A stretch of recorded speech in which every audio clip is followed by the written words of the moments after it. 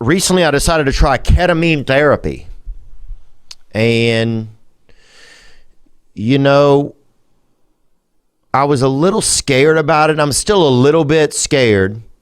I've gone to 2 services of it. And some people are thinking, look, it's not some guy in like in the back of a U-Haul doing it where, you don't bring glow sticks to it and shit like that, even though that'd be great if I showed up with glow sticks and some little dust Muppet side piece, some little girl named Biscuit Door, and she's out there wearing baby jewelry and just smelling like dirt, talking about electric disco or whatever. That'd be so great if the next time I go where I get a tongue piercing with one of those with like one of those glow stick tongue rings in it. But that's not it, man. It's like, it's a therapy. You go and they infuse ketamine into you. There's a therapist in the room and you do therapy. The first time you go, you just do therapy. And then the subsequent times, it's 6 sessions. You go and they infuse you with ketamine through intravenous. And then you just talk. And you talk about what's going on. And it's supposed to take away your ego so you can discuss things that are bothering you behind your day-to-day brain. And yeah, so anyway, so that's where I'm at, man. I'm trying it right now and I'm really excited. I'm hopeful about it. It's kind of exhilarating. It's kind of scary. The place is real professional and they make you feel real comfortable that I've been going. And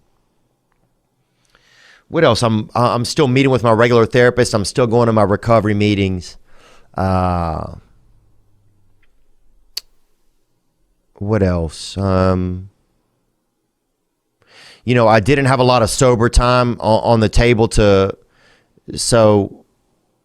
some people will say, oh, well, you're not sober anymore. That's fine. I'm not, at this point, I'm worried about just trying to feel, just trying new ways to get better, and to feel better. And, yeah. And so I'm just hopeful, man. It was really kind of scary. Like the first session, man, we did. And man, I just started literally just bawling, crying, just tears running out of my face. Just like they were trying to get into America from another country. Just groups of them. They had big tears, sneaking little tears. There was a lot going on, and we started talking. We started talking about my dad, man. I hadn't really thought about my dad that much. And, I don't have a ton of memories of my dad, really. I was just getting old enough to be a human when he was losing his humanity, as he got older, on his way out, and so we were just like, like dogs passing in the park, a quick sniff of the ass, but we kept, but we just had, the way we never threw the frisbee, we never, it was just, that's kind of what it was. And I'm not saying it like a Debbie Downer. I'm just kind of sharing, one of the things that we talked about in the therapy was just about, like I'd never gotten to tell my dad how much I loved him. I had all this love for my father that I never got to put it anywhere. And so we talked about that in the therapy. And what else? Just talking about some other things that have really been bugging me, man. I've just felt really agitated easily. I've felt a lot angrier than usual, man.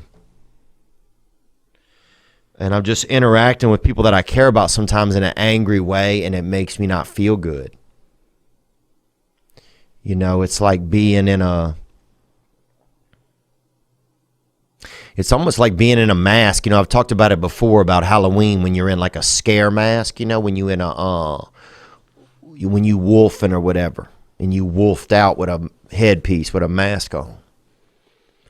And you got that bad cat fucking, you got that bad cat death sock on your head, baby, that, that costume, that mask. And sometimes when you're looking out of the mask, you can see out of the mask. You see normally, it's your eyes looking. But the people that see you, if a child sees you, he gets scared. He'll drop his damn baby Ruths, bro, and go hug his stepdaddy or whoever's with him. And so, anyway, so that's what it's like sometimes. That's what it's felt like for me sometimes in the past year, is just kind of anger. And I don't know what I'm angry about. And I'm tired of not knowing. And so I'm just trying to figure it out. And so anyway, that's what's going on, man. And I just noticed that I was other people I noticed where I'm not interacting with people the way that I want to be, in like a loving way.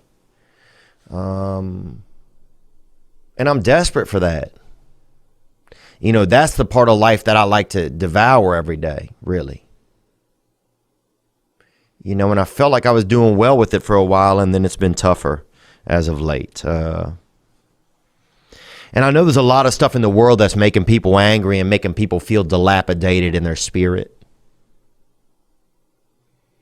There's a lot of like America that's been, a lot of the fabric of our society, I feel like, is being unwoven by the media and by, I don't know, just people just want to dismantle a lot of tradition and a lot of like things that make you feel like you're part of a society. Everything is constantly challenged, and in society, it was always what I felt like I was in. I felt like I was in this, this calendar, this world. There's just certain little systems of the day and of the week and of life that go on that make you feel like you're part of something. And I think during the disease, a lot of that stuff is kind of, a lot of it's been impossible to spend time over. And as well, a lot of media has just attacked everything. Every place you turn, they're attacking some piece of something that meant that even if it was a business or anything, that it meant something to you, it felt like. And that's okay, because I know different things mean different things to different people, but I think some of that anyways probably led to some of my angst and some of my uncomfort. And I'm sure a lot of people can relate to that, and how to not be angry and express my anger, where to express it, and how to express it as an adult, because I'm an adult. So anyway, I didn't mean to get all heavy with that kind of stuff, but I'm just willing to try. I'm healthy. I'm willing to try things that are unique experiences. And so that's what I'm trying right now with this ketamine therapy and ketamine solution. So one of my buddies, I told him, he's like, so damn, dude, you just been doing drugs all day? And I said, no, man. It's kind of exhausting, a little bit emotionally exhausting. But I'm hopeful about it, man. I'm hopeful that I don't know. I'm just willing to try it. I'm willing to try different things, baby. I'm like that Lewis and Clark. I'm that emo Nemo, baby. I'll swim out in the deep, dog, to get a worm, baby boy. So that's where I'm at. I just wanted to let you guys know what was going on. But I just haven't enjoyed some of the ways of my own behavior. And sometimes I feel like I'm inside of myself looking out of the holes of a shape that I don't even recognize sometimes. And I'm not being extra hard on myself. I know I am. That's one of the things that we're also going to try and talk about in this therapy, is why I'm so hard on myself. And,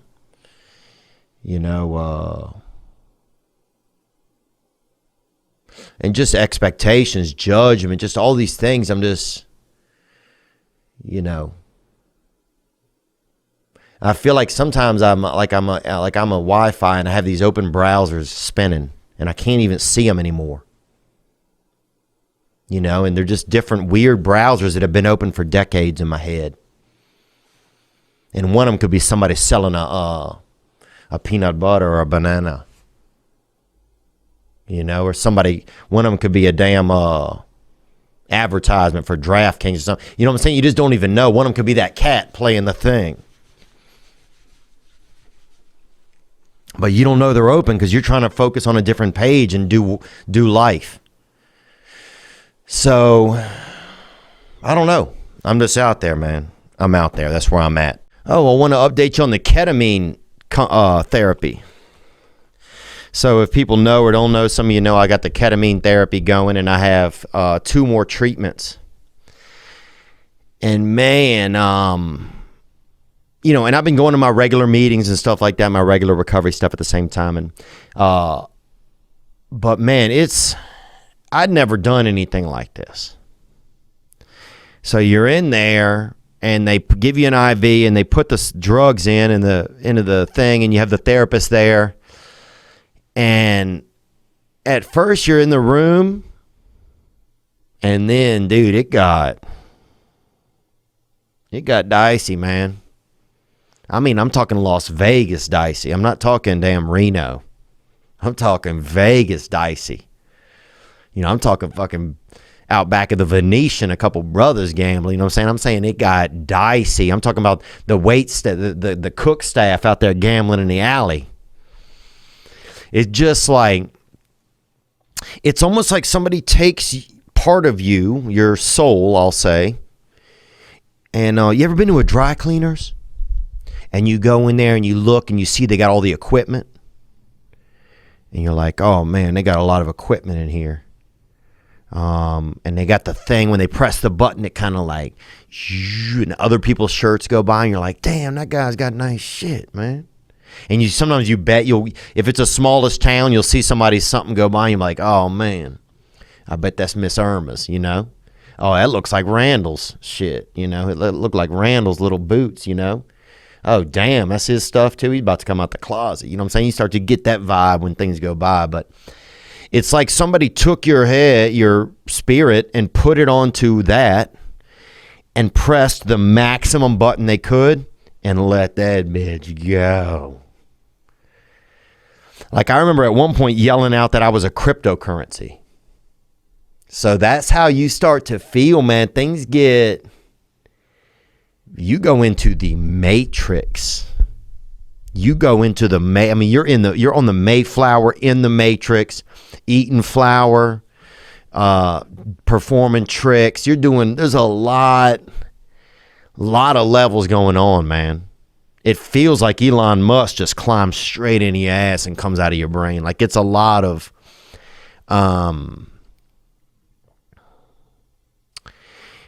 it's like this part, and I know this sounds crazy. It's not like being high on weed. It's not like being high on cocaine. It wasn't like the DMT. It was a little bit like the DMT, but not visual. It's like this. I remember at one point, all the furniture in the world moved across the globe into one little half bathroom on the edge of Zaire. That's what I just remember that happened in a matter of a couple seconds. It's like you're on and then at certain moments, it's like you're on it's like you're in a wheelchair, but also you're like on a what's it called? Roller coaster. You're on a roller coaster, but you're also in a wheelchair at the same time. Like I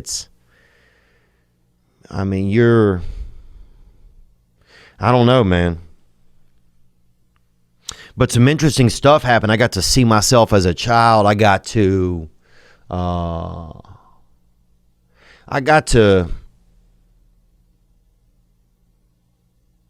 just kind of,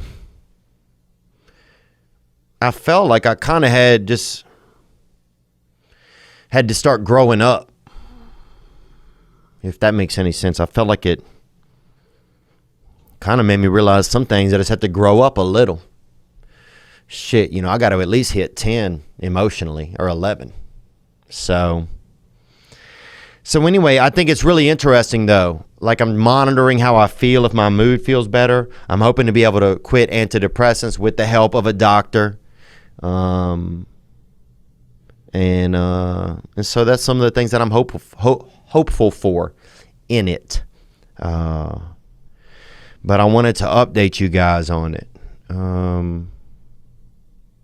For me, it's a lot about just feeling okay. Like, am I okay? Am I okay?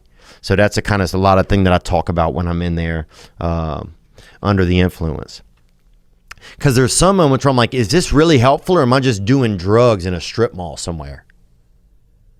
You know what I'm saying? Like, am I just doing drugs by this damn Five Guys? You know what I'm saying? What's really going on here? And that's the crazy part. The place I go, you're wall to wall with a damn Five Guys, dude. And 4 of those guys smell like fucking burgers, bro. I'll tell you that. I don't know who the 5th dude is, but 4 of those MFers smell like burgers, bro.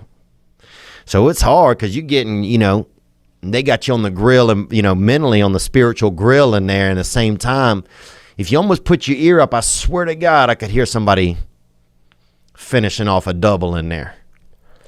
And God, that really will... That'll make you want to get well right there when there's a burger in the next room. It's kind of crazy, the power of that. Hope you enjoyed that video, and you can watch another. And you can watch this one, you can watch this one. Different options, different choices. Some guy just brings you one option, not this guy. 2 options. Watch one, this one or this one.